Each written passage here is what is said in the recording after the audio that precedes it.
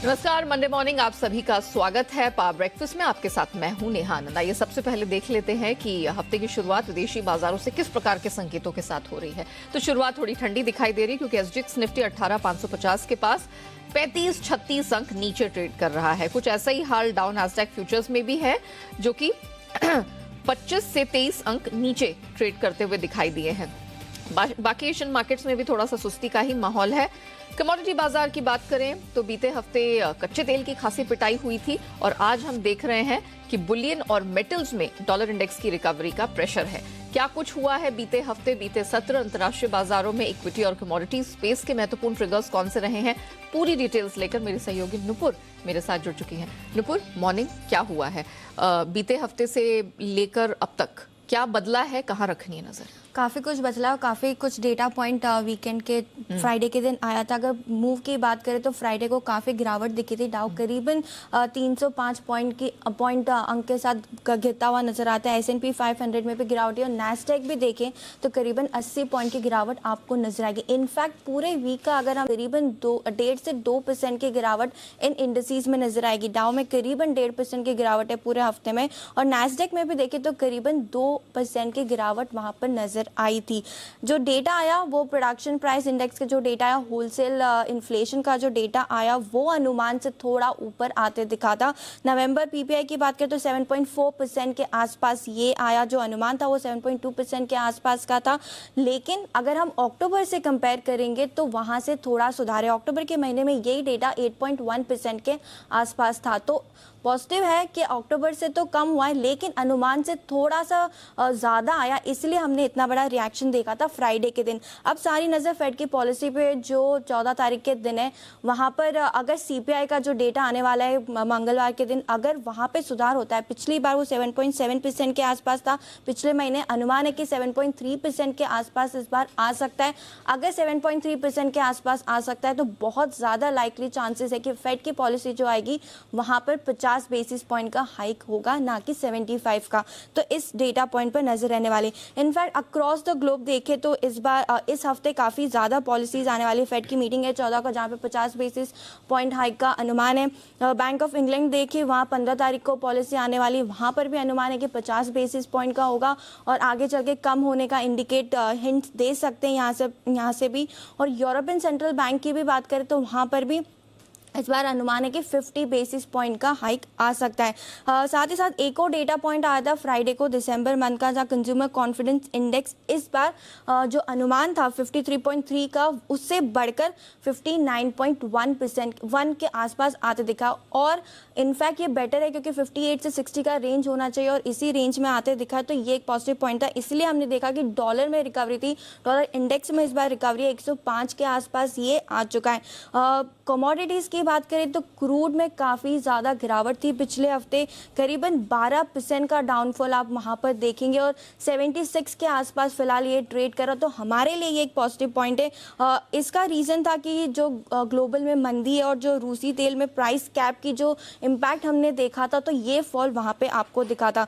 सोना और चांदी की बात करें तो पिछले हफ्ते काफ़ी स्ट्रॉन्ग वीक निकला था दोनों के लिए। इनफैक्ट चांदी फिलहाल अभी देखें तो 8 महीने के ऊपरी स्तर पर भी आपको नजर आएगी और डॉलर इंडेक्स में काफी मूवमेंट था पिछले हफ्ते, तो बेस मेटल में भी उतना ही उतार चढ़ाव हमें नजर आता है। एसजीएक्स निफ्टी की बात करें तो 30-35 पॉइंट की गिरावट के साथ फिलहाल ट्रेड करा है और बाकी एशियन मार्केट्स भी काफी मिले जुले। तो अनुमान से तो थोड़ा ऊपर आया है पीपीआई, लेकिन पिछले महीने से कम आया, तो एक ये पॉजिटिव पॉइंट यहाँ से मिलता है।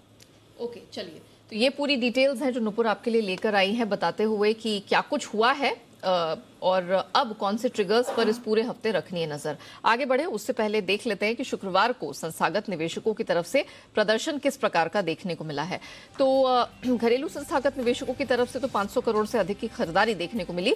थोड़ा हाथ खींचे हैं विदेशी संस्थागत निवेशकों ने, लेकिन बहुत माइन्यूट सा फिगर है। कैश स्पेस में 158 करोड़ और महज 33 करोड़ की बिकवाली का फिगर एफएनओ स्पेस में निकल कर आया है। अब जिस तरह के ग्लोबल संकेत हमें आज मंडे मॉर्निंग मिलते दिख रहे हैं, ऐसे में हमारे मार्केट्स में क्या रणनीति अपनानी है ट्रेडिंग के लिहाज से, इन सब पर बात करने के लिए जी बिजनेस के मैनेजिंग एडिटर अनिल सिंह भी हमारे साथ जुड़ चुके हैं।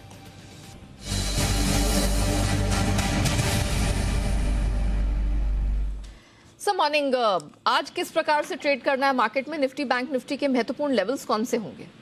Good morning Neha. देखिए, मिले जुले से संकेत है ग्लोबल मार्केट से इनफैक्ट थोड़ी कमजोरी वाले ही है। अमेरिकी बाजारों में कमजोरी शुक्रवार को थोड़ी 19 से ज्यादा रही है और डाउ फ्यूचर्स भी सुस्त है। इसके साथ साथ एफआईज की तरफ से बिकवाली का प्रेशर भी बना हुआ है। तो ये दो फैक्टर्स आज शुरुआत करने के लिए नेगेटिव। और पिछला हफ्ता हमने बड़ी मुश्किल से 18,500 के आसपास की क्लोजिंग दी, जो 3 हफ्तों की जो लोएस्ट क्लोजिंग है उसके आसपास ही हम जाकर बंद हुए। हाँ, ये जरूर कह सकते हैं कि अहम लेवल जो 18,500 के नीचे जाकर बंद होना चाहिए वो नहीं तोड़ा। तो अब देखते हैं आज फिर से क्लोजिंग बेसिस पे इसे होल्ड कर पाते हैं या नहीं। लेकिन जहां तक हमारे बाजारों में कुछ अच्छी बातों का सवाल है, एक तो ये कि हम सपोर्ट लेवल के आसपास हैं, दूसरा ये कि लोकल फंड्स की खरीदारी अभी भी बरकरार है, कोई वहां पर खास चिंता की बात नहीं है। अब जो इम्पोर्टेंट चीज है वो ये कि कच्चा तेल और बाकी सेक्टर्स अभी भी स्टेबल है, वहां से किसी तरह के कोई नेगेटिव संकेत है नहीं।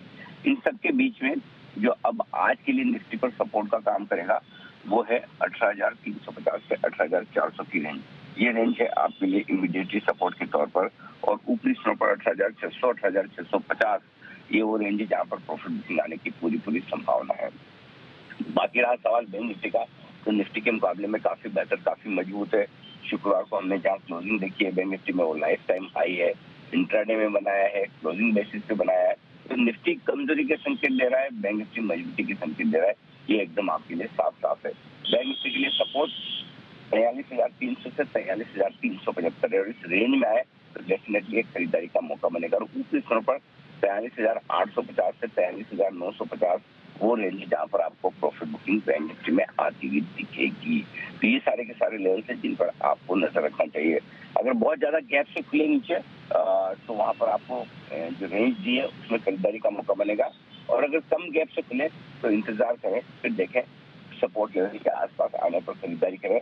और अगर पहले मजबूत होकर ऊपर जाए तो जो रुकावट की रेंज है 18,600, 650 वहां पर थोड़ा हल्का होना चाहिए। जी, point taken sir, thank you so much दर्शकों को दिशा देने के लिए। तो क्लियरली घबराने वाली कोई बात नहीं है, कोई भी डिप और अगर खासतौर से बड़े गैप से खुले तो सर ने कैटेगोरिकली कहा है कि आपको खरीदारी के मौके ढूंढने चाहिए। ऊपर खुलता है तब थोड़ा सा वेट एंड वॉच करना है। निफ्टी 18,350, 400 ये सपोर्ट रेंज होगी आपके लिए, खरीदारी का भी ये उपयुक्त लेवल होगा। 18,600, 650 ये आज अपर बैंड साबित होगी। बैंक निफ्टी 43,300 से 375 सपोर्ट रेंज के तौर पर आपको इसे इस्तेमाल करना है और upper band 43,950 record high levels के पास स्ट्रेच करता हुआ दिख सकता है। आइए अब जान लेते हैं कि खबरों के दम पर किन स्टॉक्स और सेक्टर्स में दिखेगा एक्शन। अरमान हमारे साथ जुड़ चुके हैं स्टूडियोज में। अरमान, मॉर्निंग महत्वपूर्ण ट्रिगर्स आज के लिए और स्टॉक्स एंड न्यूज की लिस्ट क्या कहती है? बिल्कुल, सबसे पहले इंपॉर्टेंट जो सीपीआई का जो है नवंबर महीने का जो है वो डेटा आता हुआ दिखेगा। इंडस्ट्रियल प्रोडक्शन का भी अक्टूबर का जो है वो भी डेटा आता हुआ दिखेगा। और जो 6th राउंड है इंडिया और यूके एफटीए टॉक्स जो है वो आज से शुरू होने वाले हैं और आरबीआई रिज्यूम करने वाला है जो रुपी ट्रेडिंग का जो टाइम था वो प्री कोविड लेवल वाला 9 AM से 5 PM तक। RSWM पर ध्यान रखिएगा क्योंकि इक्विटी शेयर जारी करने पर राइट इशू कमेटी की बैठक होने वाली है। सिरका पेंट्स जो बीएससी पे लिस्ट होता हुआ दिखेगा, जो एनएससी पे ऑलरेडी लिस्टिंग है उसकी। आईपीओ पर यूनिपार्ट्स का जिनका आईपीओ की लिस्टिंग होने वाली है और उसी के साथ साथ जो नए आईपीओ खुलने वाले जिसमें सुला वाइनयार्ड आज से जो आईपीओ खुलने वाला है 14 दिसंबर तक जो ये आईपीओ खुला रहेगा। प्राइस बैंड 340 से 357 का है और इशू साइज 960 करोड़ का है और कंपनी ने एंकर बुक के जरिए लगभग 290 करोड़ के आसपास जुटाए हैं, जिसमें आपको Abu Dhabi investment, Goldman, Aditya Birla आदि जैसे नाम आते हुए दिखेंगे। एबन होल्डिंग उसका भी आईपीओ आज से खुलने वाला है और 15 दिसंबर तक खुला रहेगा। प्राइस बैंड 256 से 270 है और इशू साइज अगर आप देखेंगे तो लगभग 345 करोड़ के आसपास का है।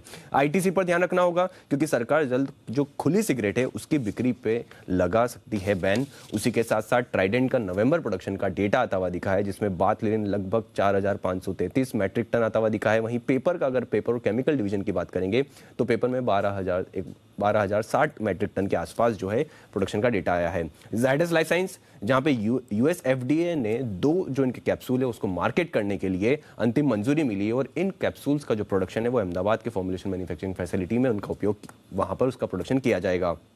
वोडाफोन आइडिया जिसमें कंपनी और एटीसी ने मिलकर ओसीडी जारी करने के करार को जो है 28 फरवरी 2023 तक जो है बढ़ा दिया है। फंड एक्शंस हैं जिसमें एलेंटास बैक इंडिया पर आपको ध्यान रखना होगा जिसमें निप्पॉन लाइफ एएमसी ने शेयर्स खरीदे हैं और ये लगभग आप देखेंगे 2 लाख के आसपास जो है वो शेयर्स खरीदे गए हैं। और अंत में अपार इंडस्ट्रीज पर भी आपको ध्यान रखना होगा जहां पे एचडीएफसी म्यूचुअल फंड ने लगभग 1 लाख शेयर्स बेचे हैं और उनकी हिस्सेदारी 7% के आसपास से घटकर 6.78% के आसपास हो गई है और ये ओपन मार्केट के जरिए 7 दिसंबर को जो है हिस्सेदारी बेची गई है। चलिए, धन्यवाद अरमान, आपका वो पूरी डिटेल्स दर्शकों के सामने रखने के लिए। आइए अब जान लेते हैं आज की ट्रेडिंग कॉल्स। शुरुआत आज आनंद राठी सिक्योरिटीज से करेंगे। विनती ऑर्गेनिक्स, इस स्टॉक में खरीदारी की रिकमेंडेशन आई है। स्टॉप लॉस 2050 का लगाना है 2180 के टारगेट के लिए। और चॉइस ब्रोकिंग की तरफ से आज रैलिस इंडिया खरीद के चलने की सलाह है। इस रणनीति में आपको 248 रुपए 50 पैसे का स्टॉप लॉस लगाना है और टारगेट मिल जाएगा 265 रुपए का। आइए अब जान लेते हैं कि मंडे के ट्रेडिंग सेशन में कहां कहां आपको मिलने वाले हैं कमाई के मौके, कौन से सेक्टर्स, स्टॉक्स में आपको आज खास तौर से फोकस करना है। सब पर बात करने के लिए सेंट्रम ब्रोकिंग के नीलेश जैन हमारे साथ जुड़ चुके हैं। Mister Jain sir, good morning, बहुत स्वागत है आपका। सबसे पहले तो ब्रॉडर मार्केट्स का व्यू दे दीजिए, वहां पर क्या रणनीति अपनानी है? Very good morning to Neha ji. Neha ji, देखिए बाजार में ऊपरी स्तरों से हमें लगातार दबाव देखने को मिल रहा है। प्रॉफिट बुकिंग का दौर शुरू हो चुका है और जिस हिसाब से ग्लोबल मार्केट में भी हमें करेक्शन देखने को मिल रहा है, उसके चलते थोड़ा सा दबाव और हम यहाँ पे देख सकते हैं इंडियन इक्विटी मार्केट में। जहाँ तक लेवल्स की बात करें, निफ्टी में 18,500 के आसपास का एक इमीडिएट सपोर्ट निकल के आ रहा है। अगर वो लेवल ब्रीच हो जाते हैं डिसाइसिवली, तो उसके बाद हमें 18,400, 18,300 तक के लेवल भी निचले स्तर पर देखने को मिल सकते हैं। तो कॉशियस रहने की सलाह होगी, stocks and sector specific focus करना होगा। ओके, स्टॉक स्पेसिफिक एक्शन आपको कहाँ दिखाई दे रहा है?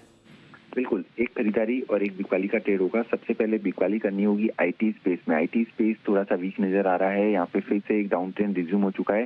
टेक महिंद्रा में स्ट्रक्चर खराब होता हुआ नजर आ रहा है, इसे बेच के चल सकते हैं। 1005 के निचले स्तर पर टारगेट होंगे, 1045 का स्टॉप लॉस होगा।